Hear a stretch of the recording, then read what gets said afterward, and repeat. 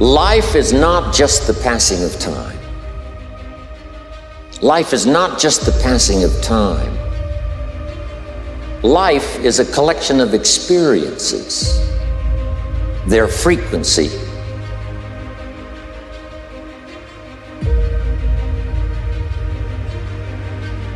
and their intensity. Life is not just watching the clock tick away. Life is a collection of experiences, their intensity, their frequency. You've got to let go and let it happen. Because if you don't, you're going to be all clutched up.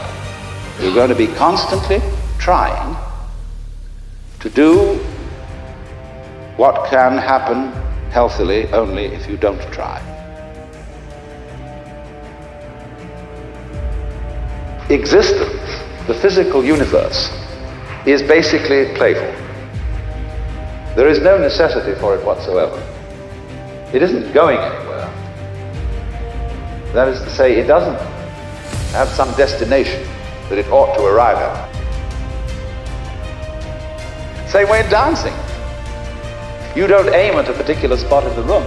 That's where you should arrive. The whole point of the dancing is the dance.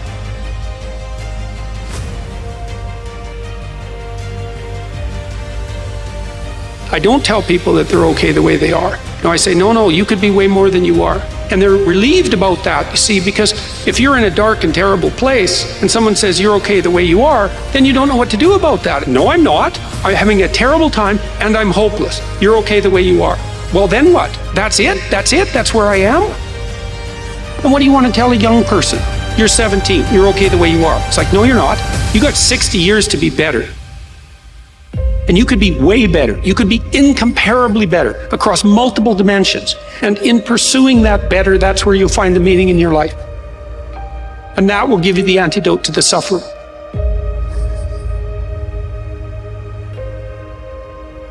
You gotta have heart. When you making these moves, when you going to work, when you executing these dreams, you doing this for your life. And it ain't nothing more valuable than that. So have your heart when it's time to accept those challenges. Next step, ask yourself, what's blocking you? What's preventing you from acting? Why don't you have the courage to handle that? Why won't you face that? What are you running away from? What kind of avoidance behavior are you engaged in?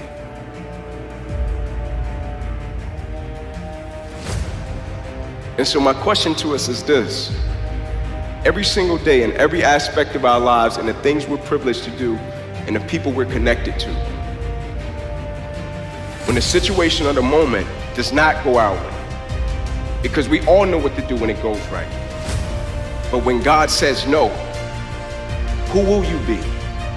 But most importantly, who's watching you and who can be blessed by the opposition, the adversity, and the challenge that you're facing? Every day of the week, I think we're tasked to make this world a better place. Let's never forget why we exist and why we do what we do every single day. Let's never take this thing for granted and think that an alarm clock wakes us up. If you look at life as it is a trial ground, a testing ground for where you need to belong, where you need to go. Suffering is a fact of life. If you look at suffering the right way, it's a great tool to callous your mind. If you look at it as suffering, woe is me, this is bullshit, God kicking rocks. If you look at it like, okay, testing me now. I get it. Whenever I'm being like depressed, I go through depressed moments, I go, oh, hang on. I'm getting tested. So you have to be aware of all the signals, signs that are being given from the world. One of them is if you feel bad, you're being tested. How are you going to perform under that? And that's suffering is a part of life.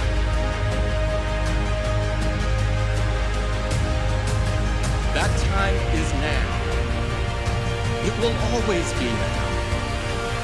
It's time to add your brick to the path of progress. It's time for all of us to move forward. And it's time for you to lead the way. You'll go for it until you understand it. You'll practice it until you develop the skills. Never give up until, however long that is. Step by step, piece by piece, book by book, go for it. Don't miss the chance to grow. And resolve that you'll pay the price until you learn, change, grow, become. Then you'll discover some of life's best treasures when you pay that price.